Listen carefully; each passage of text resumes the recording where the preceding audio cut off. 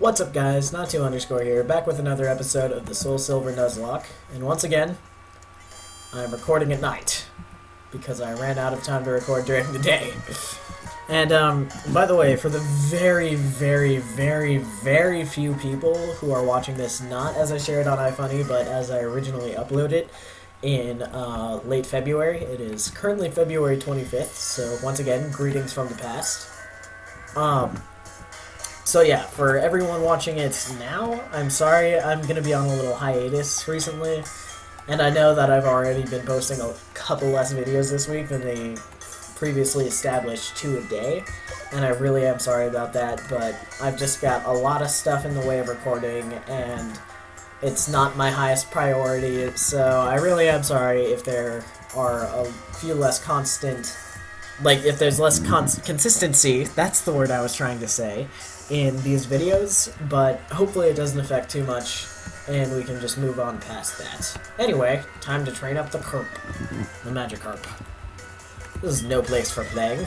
Right, because that's, the sole purpose of being a child is to play. We don't do anything else ever. I'm glad that you're intuitive enough to notice that, sir.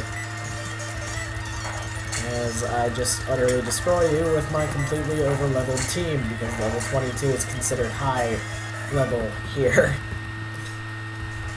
And yeah, sure, I'll trade phone numbers with this guy who's like 40 years older than me. And also this guy, I think, give you his phone number, so that'll be great. Poliwag. So adorable. And something that I guess I'll send out Doe for. Because gosh, Doe is like really a lot of the reason that I love to Nuzlocke games. Like, it's a lot harder and a lot more frustrating and a lot more painstaking sometimes. What with the whole, limitation of your team and inability to like play the game to its fullest extent. I can see why some people don't like it for those reasons.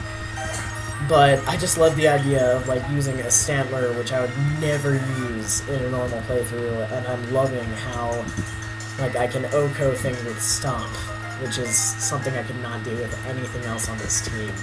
Because, hold on, I'm just gonna take a second to appreciate Stantler. It has an attack set of 67. That is by far the highest on this team. The next highest is Buns at 57. And I mean, I got lucky too. He's got a nature that boosts attack. Or speed. I don't know. Hold on. Brave, I think that's plus attack. I don't know, but she is super duper powerful. And I just said super duper, which I regret. But yeah. Very respectable Pokemon, and nothing I would ever use if this wasn't a Nuzlocke. I'm going to be dead honest with you guys. Alright, and this guy looks like he's got a team full of Pidgey, and I will be annoyingly switching to and from. Oh great, Sand Attack. Right. Next Pidgey, this looks like a job for Neptune to get half of the experience from. Because I don't know where to get a lot of the items in Soul Silver, XP share included. And without the experience share, switch trading is just a pain in the butt. I don't know why I waited so long to say in the butt, but I don't know. Cool it with the butt jokes here, because those are extremely annoying. And just gonna hopefully eventually get Neptune to evolve. Unfortunately at level 21 and not level 20. And the reason I say unfortunately is because at level 20 Gyarados learns Bite, and that's practically all you can use for a while. But I've got some TMs. I've got, I don't think I've even used a TM yet in this game. So I've got a huge build-up. Oops, I just tried to run from a trainer battle. I've got a huge build-up of TMs, and anything that's really worth it and compatible with Gyarados, I will definitely teach Neptune upon evolution.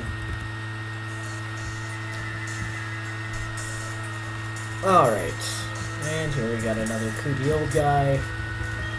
Let's talk to him! and spend an extended period of time with him, because what else would you do? Alright, Growlithe, you're gonna eat these things up as a part of a healthy breakfast one day, Neptune.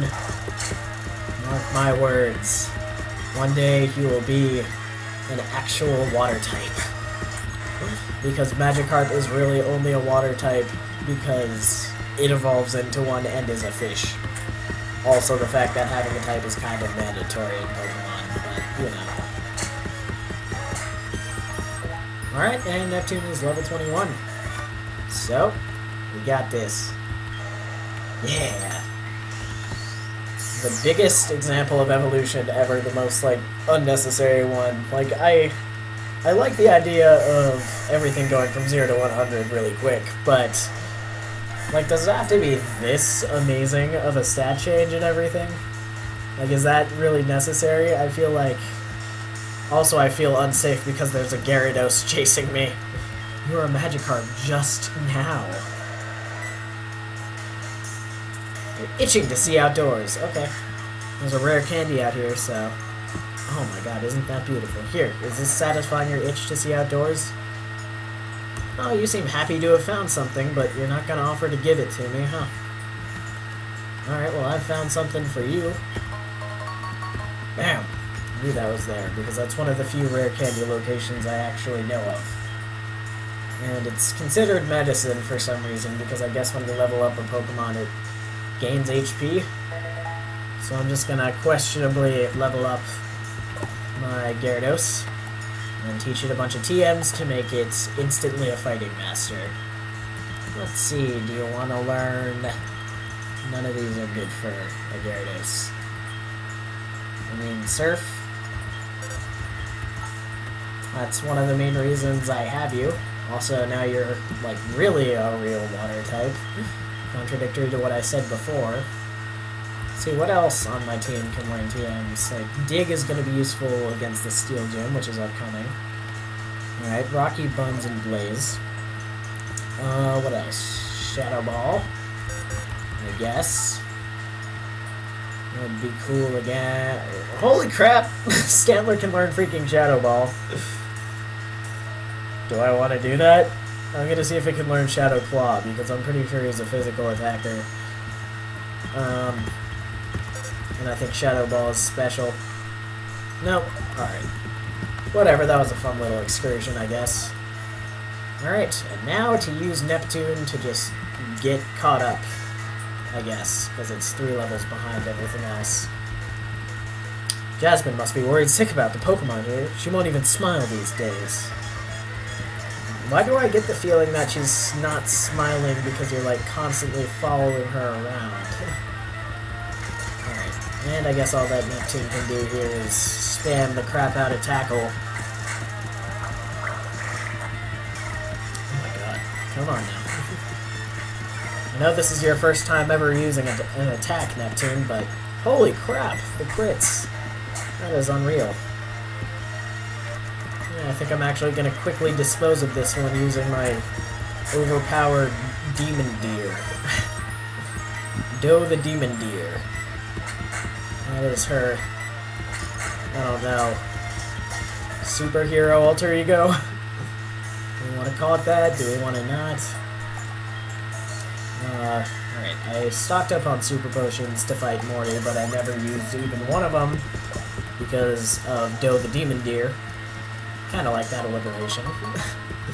So I guess they come in handy now. Alright, Mr. Bird Keeper.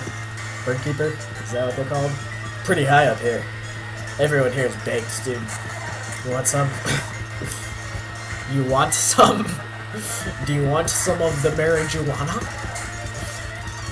And I would know about the marijuana because I live in Colorado. Another fun fact about Natu, just in case you want to track me down one day.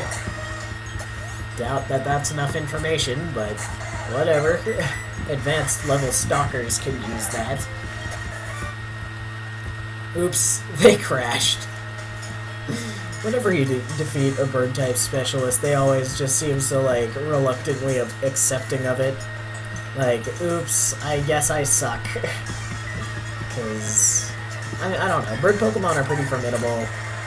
unless you bring up any one of their weaknesses. Because that's when everything goes to crap. Okay, can we talk about the fact that the move Double Slap can hit 5 times? Like, please call it, like, multi-slap or something so that makes sense, because it's called Double Slap, and double means 2, geniuses. I mean, you know, Triple Slap, it hits only 3 times. Quadruple Slap, 4. Quintuple Slap, 5. Since it can be any of these, why not just freaking multi-slap? Oh, that's cool. Neptune just up and learns Dragon Rage at level 23. And we're still barely at the point in the game where Dragon Rage is useful. So, that's awesome. Oh, it's Cameron the Photographer. Yeah, I love this guy. Also, if any of the Pokemon in this shot die, I can use that in the memorial video I've mentioned before. Except there's always one who's out of sight. Like in that one you couldn't see Buns, and another one I think Blaze was blocked. So, wanted to battle Jasmine, but she's just not up to it now. So how about you? You just want to fight stuff, huh? Not making this about anything else, hopefully. Because sailors and Pokemon always horrify me. I don't know why, it just freaking Game Freak programs them to be endlessly creepy.